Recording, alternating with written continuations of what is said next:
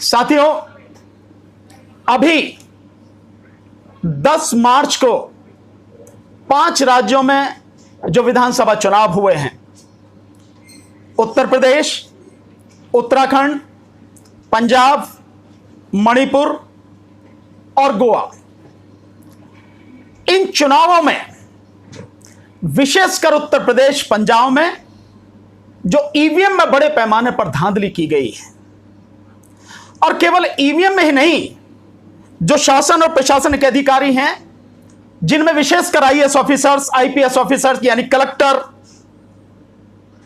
और SP, SSP और police के और लोग शामिल हैं, इन सब ने जहां पे बीजेपी हार रही थी वहां पर जबरदस्ती बीजेपी को जिताया और समाजवादी पार्टी और गठबंधन के जो लोग थे, जो प्रत्याशी थे, उनको हराया। इसके विषय में आप सारे मीडिया के सारे साथी हैं, सोशल मीडिया पर वीडियोस भी वायरल हैं, ऑडियोस भी वायरल हैं। वीडियोस तो आपने देखे हैं, ईवीएम कैसे कचरे के ढेर में मिल रही है, और किस तरह से बनारस में देखा कि 3 गाड़ियां ईवीएम को लेकर जा रही थी, जिनमें 2 निकल गई और 1 पकड़ में आ गई, और उसमें देखा आपने किस तरह से ईवीएम पकड़ी गई। इसके अलावा आपने वीडियोस देखी हैं कि लोग जो प्रिजाइडिंग जो पार्टी है, पोलिंग पार्टी, वो किस तरह से बिल्कुल रोड पे, सड़क पे हाथ में ईवीएम को लेके जा रही है, जबकि ये कोई नियम नहीं है। ईवीएम बहुत महत्वपूर्ण एक दस्तावेज है, एक मशीन है, सारा रिजल्ट उस ईवीएम मशीन में है, जिसको लेकर ऐसे ही आम आदमी की तरह वो जा रहे हैं बिना किसी सुरक्षा के। और मैं बताऊंगा कि ये सब क्या है, किस लिए हुआ है, वो सारी चीज बताऊंगा आपको। तो ये सारी चीज देखिए, आपने 2 ऑडियो बड़ी जबरदस्त तरीके से वायरल हैं, जिसमें एक कासमाबाद, जो गाजीपुर जनपद है, उसमें जहूराबाद विधानसभा के अंदर एक कासमाबाद इलाका है। मैं कासमाबाद इलाके में जिस दिन रैली हुई माननीय अखिलेश यादव जी की और ओम प्रकाश राजभर जी की, उस रैली में मैं मंच पर था। उस इलाके के एक प्रिजाइडिंग ऑफिसर यानी पीठासीन अधिकारी की जो ऑडियो वायरल है, मैं समझता हूं उसके बाद किसी चीज की जरूरत नहीं रह जाती। हर चीज उस प्रिजाइडिंग ऑफिसर ने क्लियर की है। उसमें साफ बताया कि किस तरह से बड़े पैमाने पर पूरे प्रदेश में ईवीएम में धांधली की गई है, ईवीएम बदली गई। जब उससे कहा गया कि आपको शिकायत करनी चाहिए, तो उसने कहा भाई शिकायत करने की कोशिश की, लेकिन एसओ ने, एसओ मतलब स्टेशन ऑफिसर यानी दरोगा, जो थाना अध्यक्ष है, दिल्ली में एसएचओ बोलते हैं उसे, स्टेशन हाउस ऑफिसर, लेकिन यहां पर एसओ बोलते हैं, जो थाना अध्यक्ष होता है उत्तर प्रदेश में। तो उसने कहा कि एसओ ने धमका दिया कि मास्टर जी नौकरी भी जाएगी और जेल भी जाओगे। और फिर उसने यह भी कहा कि वो कहते नहीं है, कर भी देते हैं, इसलिए हम चुप लगा के बच्चे भी तो पालने हैं। इसके बाद में उन्होंने बताया कि स्ट्रांग रूम में यार जमा होती हैं, तो उसने कहा कि भाई जब 2 ईवीएम दी जाएंगी मुझे, और जो पहले से ही मैनिपुलेटेड ईवीएम है, वो ईवीएम ही जब हम स्ट्रांग रूम में जमा होंगे तो गिनती तो उसी की होगी ना, तो बाहर से लाने की क्या जरूरत है। इसका मतलब यह है कि ऊपर से चुनाव आयोग वो इस पूरे खेल में शामिल है। उसी के माध्यम से जो प्रिजाइडिंग ऑफिसर्स हैं उनको 2-2 ईवीएम दी गई, और एक ईवीएम जिसमें वोटें पड़ी हैं एक्चुअल में उसकी गिनती ही नहीं हुई, वो स्ट्रांग रूम में जमा ही नहीं हुई, और वो मशीनें जमा हुई जो पहले से मैनिपुलेटेड थी, जिसमें बीजेपी के कैंडिडेट्स को जिताने के लिए सारा खेल किया गया।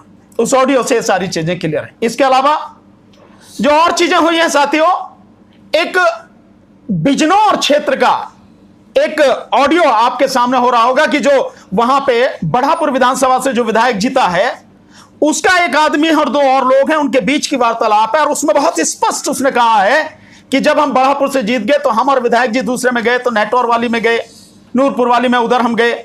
जाके जब वहां पूछा तो देखा वहां पे हमने फिर उनको फोन करवाया, विधायक जी से चीफ सेक्रेटरी को, यानी उत्तर प्रदेश सरकार का जो मुख्य सचिव है उसको फोन किया, उसने डीएम को कहा, और फिर डीएम ने वो 2 सीटें जिन पे बीजेपी हार रही थी, कलेक्टर के माध्यम से उनको जीता हुआ घोषित करवाया गया।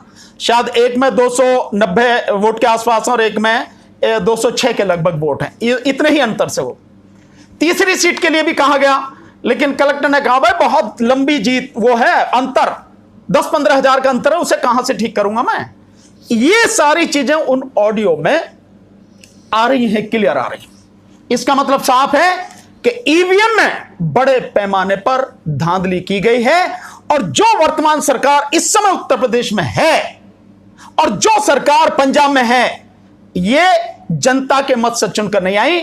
ईवीएम में चुनाव आयोग के द्वारा बेईमानी करके, धांधली करके, गड़बड़ी करके उनको सत्ता में लाया गया है।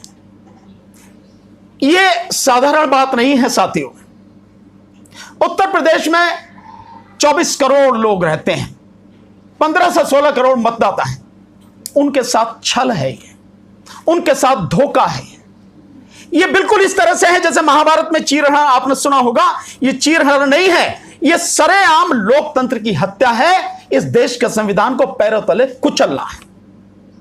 अफसोस, इस देश की तमाम न्यायपालिका, चाहे सुप्रीम कोर्ट हो, चाहे हाई कोर्ट हो, सब बिल्कुल गांधी जी के 3 बंदर की तरह बैठे हुए हैं। ना उन्हें कुछ दिखाई देता है, ना उन्हें कुछ सुनाई देता है, ना ही वो कुछ बोलते हैं। यह स्थिति आज की तारीख में है, जो बहुत ही गंभीर स्थिति है। जो वीडियो आपको दिखाई देती हैं, जो ऑडियो आप सबको, आम आदमी को सुनाई देती हैं, क्या उन्हें सुनाई नहीं देती? रही इलेक्शन कमीशन, तो इलेक्शन कमीशन जो इस बेईमानी में पूरी में शामिल है, जो इसके लिए पूरी तरह से जिम्मेदार है, उससे बात ही क्या करनी, उसके विषय में बात ही क्या करनी। यह सब कुछ हुआ है, और एक नहीं, बड़े पैमाने पर यह चीजें लगातार आ रही हैं। इसके लिए इस सरकार को बर्खास्त किया जाए, जो सरकार अब बनी है उत्तर प्रदेश में और पंजाब में, और दोबारा से चुनाव कराया जाए बैलेट पेपर से, और ईवीएम को हमेशा के लिए इस देश की चुनावी प्रक्रिया से हटाया जाए, और सारे चुनाव बैलेट पेपर के माध्यम से हों, और एक ही दिन में चुनाव हो, और चुनाव की वोटिंग जिस तरह से जिस समय बंद हो जाए, उसके 3-4 घंटे बाद ही तुरंत काउंटिंग शुरू होनी चाहिए। सारी प्रक्रिया पूरी तरह से निष्पक्ष, पारदर्शी और स्वतंत्र होनी चाहिए। कोई भी व्यक्ति कहीं किसी कोने से देखे, वो उस पर उंगली ना उठा सके। ये सारी चीजें होनी चाहिए। इसी बात को लेकर हमारी पार्टी, राष्ट्रीय जन संघर्ष पार्टी, आने वाले समय में बहुत जल्दी हम देशव्यापी आंदोलन शुरू करने जा रहे हैं। और ये वीडियो जहां तक भी पहुंच रही है, मैं जानता हूं करोड़ों लोग देख रहे हैं, मैं जानता हूं इस बात को, क्योंकि जो भी ईवीएम के ऊपर मैंने सारी डिटेल बताई है पहले से भी, वो सब चीज करोड़ों लोगों ने देखी है। मैं उन्हीं सब लोगों से निवेदन करता हूं, देश के लोगों से निवेदन करता हूं, इस देश के संविधान को बचाना है, इस देश के लोकतंत्र को बचाना है, और न्यायपालिका से गुहार करनी है कि जो संविधान को बचाने की, रक्षा करने की आपकी जिम्मेदारी है, प्लीज उस जिम्मेदारी को निभाएं, और उत्तर प्रदेश और पंजाब के जो चुनाव हैं, इनको कैंसिल करके, ईवीएम को हमेशा से खत्म करके आप दोबारा से चुनाव कराएं। इसमें जो हम लोग करेंगे, मैंने आपको बताया कि हम राष्ट्रव्यापी आंदोलन करेंगे, केंद्र लेवल से लेकर, यानी राजधानी दिल्ली से लेकर हर प्रदेश की राजधानी में, हर मंडल में, हर जिले स्तर पर, लोकसभा और विधानसभा स्तर पर और तहसील स्तर तक पूरा आंदोलन होगा। लंबा आंदोलन चलेगा, लेकिन हम इस आंदोलन को पूरी ताकत से करेंगे। जितना भी हम में दम है, मैं आप सबके माध्यम से, सारे मीडिया के माध्यम से, जो जितने भी लोग इस वीडियोस को देखें, उन सबसे निवेदन करता हूं कि इसको ज्यादा से ज्यादा शेयर करें, ज्यादा से ज्यादा लोगों तक पहुंचाएं, और इस आंदोलन में हमारा साथ दें। तन, मन और धन हर तरह से इस आंदोलन में साथ दें साथियों। अगर यह आंदोलन लड़ा नहीं गया, ईवीएम को इस चुनावी प्रक्रिया से निकाला नहीं गया, बैलेट पेपर के माध्यम से चुनाव प्रक्रिया शुरू नहीं की गई, मैं दावे के साथ कह रहा हूं 2024 के चुनाव की कह नहीं सकता, हो सकता ना भी हो लोकसभा का, लेकिन अगर हो भी गया तो लिख लेना मेरी बात आप, 2024 के बाद इस देश में कोई चुनाव नहीं होगा, और भारतीय जनता पार्टी की सरकार, मोदी सरकार, इस देश में राजतंत्र स्थापित करेगी, देश के संविधान को खत्म करेगी, और जो संविधान मनुस्मृति पर आधारित है उसे वो लोग लागू करेंगे। और मनुस्मृति का संविधान अपनी बहन बेटियां भी अधिकार विहीन उस संविधान में हैं। ये सारी चीजें हैं। इसलिए इस आंदोलन ईवीएम के आंदोलन में हमारा साथ दीजिए। मैं जानता हूं बहुत साथी लगातार फोन कर रहे हैं, लगातार साथी इस आंदोलन में हमारा साथ देने के लिए, बढ़ चढ़कर साथ देने के लिए आगे भी आ रहे हैं, तैयार भी हो रहे हैं, हमें मैसेज भी भेज रहे हैं। मैं साथियों आपको दो चीजें बताना चाहूंगा इस सारी चीज में। मेरा फोन नंबर है 7840868666। हिंदी में बोलता हूं 78 40 86 86 66। जो भी साथी हमसे जुड़ना चाहते हैं, इस आंदोलन में भाग लेना चाहते हैं, इस नंबर पर मैसेज करें, अपना नाम, अपना पता, अपना फोन नंबर, अपना ईमेल आईडी, ताकि हमें पता लगे कौन साथी कहां से हमारे इस आंदोलन में जुड़ना चाहता है, साथ देना चाहता है। इसके अलावा एक और मैं आपको सूचना देना चाहता हूं साथियों, हमारी पार्टी राष्ट्रीय जनता संघर्ष पार्टी का एक चैनल भी है, यूट्यूब चैनल। मैं नहीं जानता कि आज के बाद में उस चैनल को चलने भी दिया जाएगा, बंद कर दिया जाएगा, क्योंकि हमारे साथ में LIU के साथी बैठे हैं, तो सरकार को अब हमारी जानकारी है और निश्चित रूप से सरकार इन सारी चीजों को बहुत अच्छी तरह से वॉच कर रही है। फिर भी एक चैनल है RJSP भारत का सच, RJSP भारत का सच, इसे सब्सक्राइब कीजिए।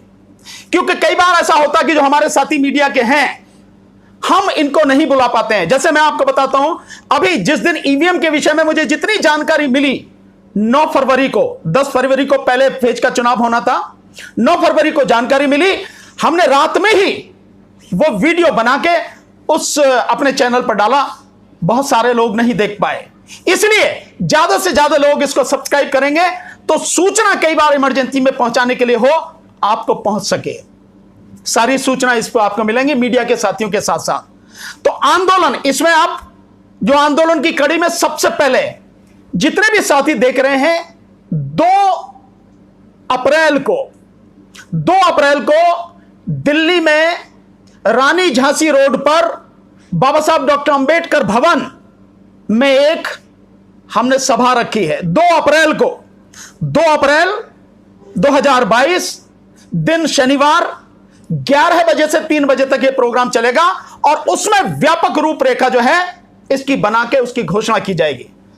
बनाई हमने भी ये रूपरेखा, लेकिन हम चाहते हैं कि पूरे देश के लोग उसमें शामिल हो, उनकी भागीदारी हो, वो लोग आके इस सारी रूपरेखा में अपना बताएं, योगदान करें और हम घोषित कर सकें। और एक बात और आपके बीच में, जितनी भी पॉलिटिकल पार्टियां हैं, जितने भी राजनीतिक दल हैं, छोटे हो या बड़े हो, देश में कहीं भी हैं, उन सबसे हाथ जोड़ के निवेदन है, हम इसके अलावा हम लेटर भी उनको भेजेंगे, लेकिन लेटर ना भी मिले तो इस मीडिया के माध्यम से मेरी उन सबसे हाथ जोड़ के निवेदन है। यह मेरा व्यक्तिगत आंदोलन नहीं है, हमारी पार्टी का कोई अपना पर्सनल आंदोलन नहीं है, हमारे साथियों का यह देश को बचाने का आंदोलन है, देश के लोकतंत्र को बचाने का आंदोलन है, आने वाली पीढ़ी को बचाने का आंदोलन है। मैं दावे के साथ कहता हूं, अगर ईवीएम को नहीं उखाड़ के फेंका, बीजेपी को नहीं वहां उखाड़ के फेंका जा सकता, और 2024 के बाद इस देश में लोकतंत्र खत्म हो जाएगा, राजतंत्र स्थापित होगा, और फिर ना आपकी बच्चे सलामत रहेंगे, ना आपकी शिक्षा, ना रोजगार, कुछ नहीं। आज ही आपकी क्या हालत है वो सब देख रहे हैं आप। इसलिए सभी राजनीतिक पार्टियों से, चाहे वो रजिस्टर्ड हो, चाहे राष्ट्रीय पार्टियां हो, चाहे अनरजिस्टर्ड हो, चाहे राज्य पार्टियां हो, छोटी हो बड़ी, सबसे निवेदन है इस आंदोलन में हमारा साथ दीजिए। 2 अप्रैल को अंबेडकर भवन दिल्ली में, नई दिल्ली में आइए, रानी झांसी रोड पर। इसके अलावा साथियों, जितने भी सामाजिक संगठन हैं, वो सारे सामाजिक संगठन, उनसे निवेदन है, जितने भी राजनीतिक कार्यकर्ता हैं, सामाजिक कार्यकर्ता, उनसे भी निवेदन है, इस महाआंदोलन में साथ दीजिए। यह आंदोलन हम पूरे देश में करेंगे, हर जिले में करेंगे, हर राजधानी में करेंगे, प्रदेश की में, केंद्र में होगा, हर स्तर पर होगा, डिसाइड होगा सबसे बात करने के बाद। इसके अलावा साथियों, मैं आप सबसे एक चीज और कहना चाहूंगा, जो आंदोलन होगा उस आंदोलन का केवल झंडा एक ही होगा, हमारा तिरंगा झंडा, राष्ट्रीय झंडा, जो राष्ट्रीय ध्वज है, वही झंडा लेकर हम आगे बढ़ेंगे।